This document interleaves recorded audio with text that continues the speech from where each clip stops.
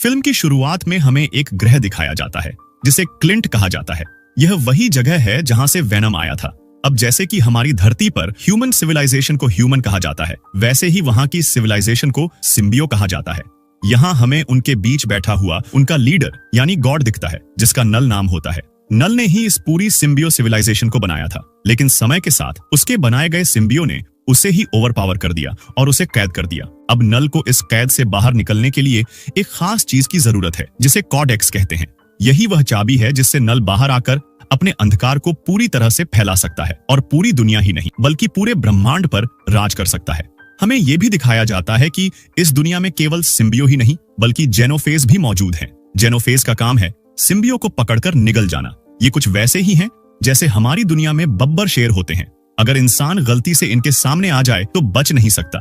जेनोफेज भी वैसे ही होते हैं और नल ने इन्हें आदेश दे दिया है कि हर जगह जाओ और कहीं की पूरी दुनिया में घूमो और उसके लिए वह कॉडेक्स ढूंढ कर लाओ।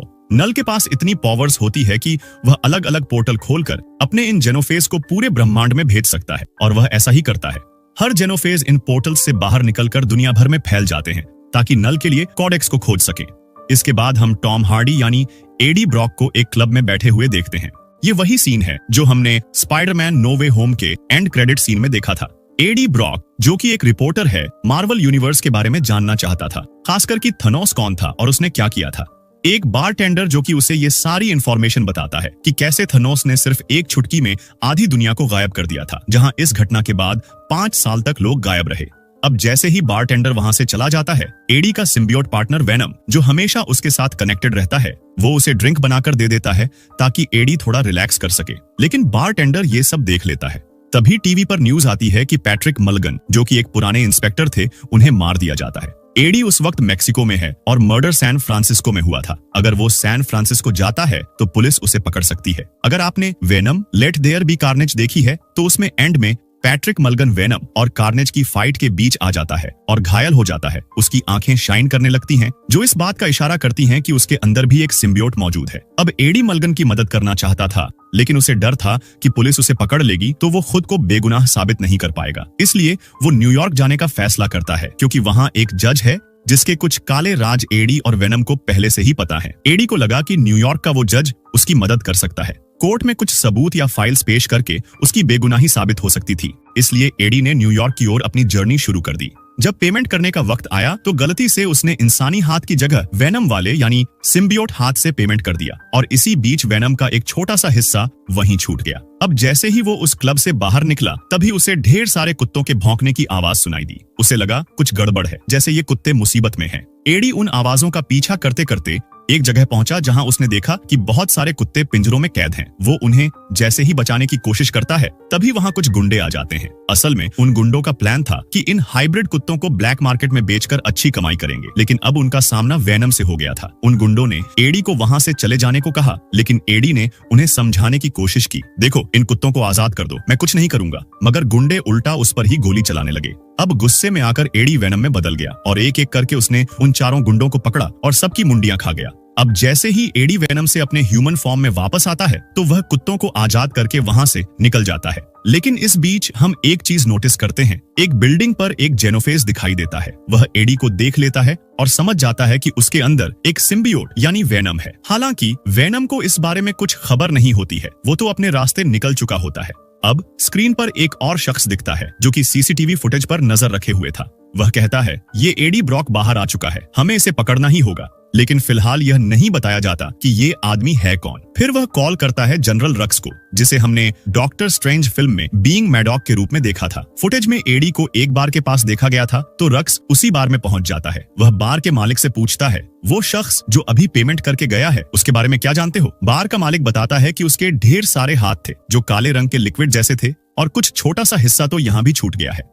रक्स उस हिस्से को एक छोटे ट्यूब में कैद कर लेता है और साथ ही जाते जाते उस बार के मालिक को भी बेहोश करके अपनी गाड़ी में डाल लेता है। अब कहानी में एक नए कैरेक्टर की एंट्री होती है। उसका नाम है डॉक्टर चेन, जो एरिया 51 की इंचार्ज है।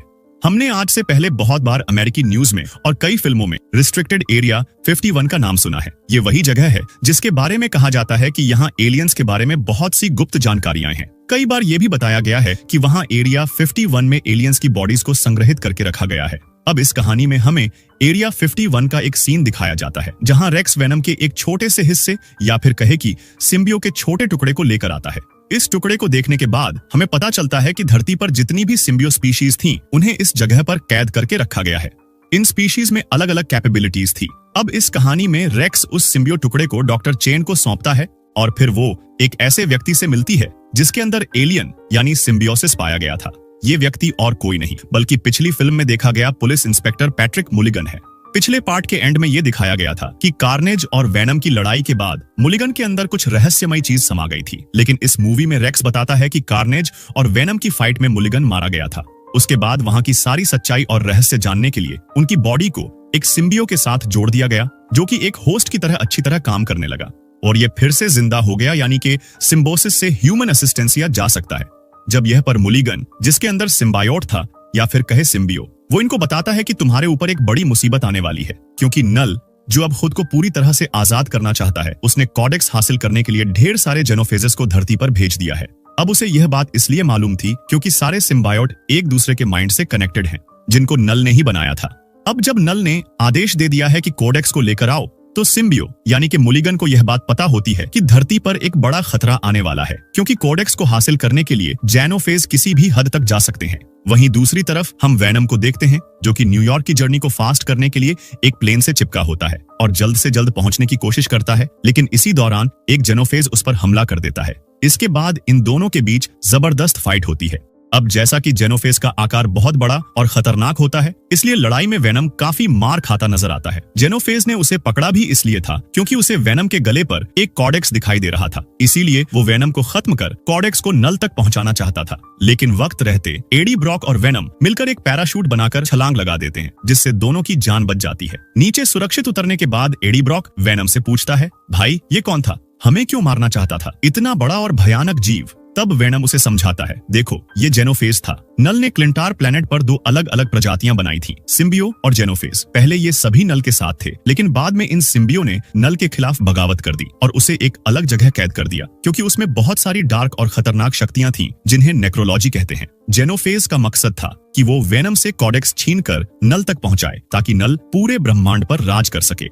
अब दिक्कत ये थी कि जब तक वेनम एडी ब्रॉक के ह्यूमन फॉर्म में रहता है, तब तक कॉडेक्स का सिग्नल जेनोफेज तक नहीं पहुंच सकता। लेकिन जैसे ही एडी ब्रॉक वेनम में बदलता है, कॉडेक्स का सिग्नल चमकने लगता है और दूर कहीं भी जेनोफेज को उसकी मौजूदगी का पता चल जाता है। मतलब कि अब एडी को खुद को और वेनम को छुपाने के लिए ज्यादातर ह्यूमन फॉर्म में ही रहना पड़ेगा, ताकि जेनोफेज उन तक न पहुंच सके। जब एडी को ये समझ में आता है कि वेनम में बदलने से जेनोफेज को उनकी लोकेशन का पता चल सकता है, तो वो एक तरकीब सोचता है। एडी कहता है, वेनम, घोड़े का रूप कैसा रहेगा।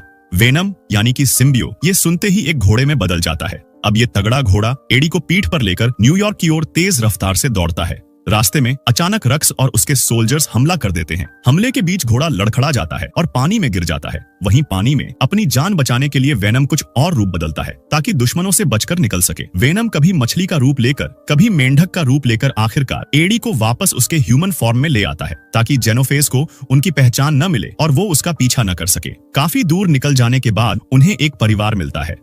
यहाँ एडी की मुलाकात मार्टिन नाम के एक शख्स से होती है, जो अपनी फैमिली के साथ एरिया 51 जा रहा होता है। मार्टिन बताता है, एरिया 51 एक ऐसी जगह है जहाँ पर यूएस मिलिट्री एलियंस पर रिसर्च कर रही है और मैं एलियंस को देखना चाहता हूँ, इसलिए वहाँ जा रहा हूँ।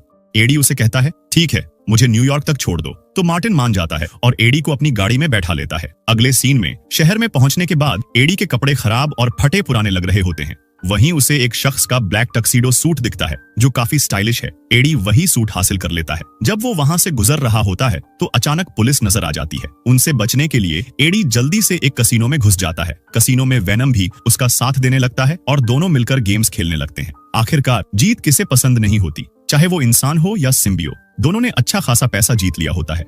लेकिन तभी एडी की नजर मैडम जैन पर पड़ती है। मैडम जैन एडी को देखते ही बहुत खुश हो जाती है। वो उसे अपने घर ले जाती है और डांस करने की इच्छा जाहिर करती है। एडी को डांस करने का बिल्कुल मन नहीं था, लेकिन वेनम वो तो हमेशा डांस के लिए तैयार रहता है और मूवी का नाम ही वेनम द लास्ट डांस है, तो भला वेनम मौका कैसे छोड़ता। जैसे ही वेनम अपने सिम्बियो फॉर्म में आता है, जेनोफेज उनकी लोकेशन ट्रैक करके वहां पहुंच जाता है। फिर यहाँ पर एक जबरदस्त फाइट सीक्वेंस होता है। एडी अपने ह्यूमन फॉर्म में वापस आकर भागने की कोशिश करता है, लेकिन रेक्स के सोल्जर्स यहाँ पर आ जाते हैं और उसे पकड़ लेते हैं और सीधे एरिया 51 ले जाते हैं। दूसरी तरफ मार्टिन भी अपनी फैमिली के साथ एरिया 51 पहुंच चुका होता है एलियंस को देखने के लिए। अब एडी और वेनम की बॉडी का कलर तो ब्लैक होता है, इसलिए जब भी वेनम एडी के साथ कनेक्ट होता है वो काले रंग का नजर आता है। लेकिन इस बार जब सिम्बियो मुलिगन के साथ जुड़ता है तो उसका रंग ग्रीन हो जाता है। इस ग्रीन रंग वाले वेनम का रूप भी बेहद खतरनाक लगता है। बातचीत के दौरान यह बात निकलती है कि जेनोफेज कभी भी वेनम के शरीर से कैट डॉग्स को निकालकर नल तक पहुंचा सकता है। अगर ऐसा हुआ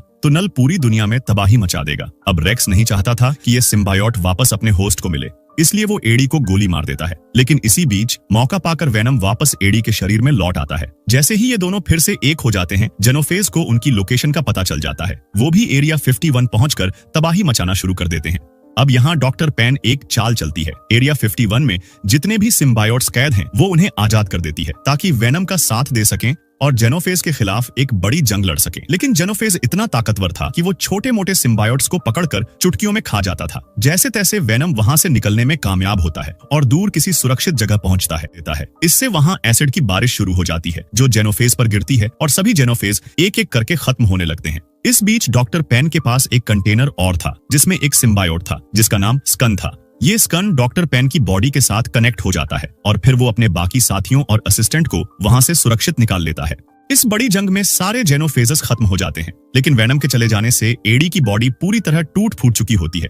उसका इलाज हॉस्पिटल में चलता है और उसी दौरान उससे मिलने के लिए एक कमिश्नर आता है। कमिश्नर उसे बताता है कि उसकी मदद से दुनिया पर आने वाला बड़ा खतरा टल गया है। जेनोफेजेस ने हमारी दुनिया को तबाह करने का इरादा रखा था, लेकिन एडी की वजह से वो नाकाम रहे। इसलिए कमिश्नर एडी पर लगे सारे आरोप हटा देता है और कहता है कि अब वो एक आम नागरिक की तरह अपनी जिंदगी जी सकता है। इस मूवी के एंड में हम देखते हैं कि एडी को वेनम के साथ बिताए हुए पल याद आ रहे थे और इन्हीं पलों के साथ ये मूवी यहीं पर एंड हो जाती है। अब इस मूवी में 2 पोस्ट क्रेडिट सीन हैं। एंड क्रेडिट में हम देखते हैं कि नल का असली चेहरा सामने आता है और वो कहता है कि अब इस दुनिया पर यानी अर्थ 666 पर आकर वेनम को खत्म करेगा, क्योंकि उसे पता चल गया है कि कोडेक्स कहां पर है।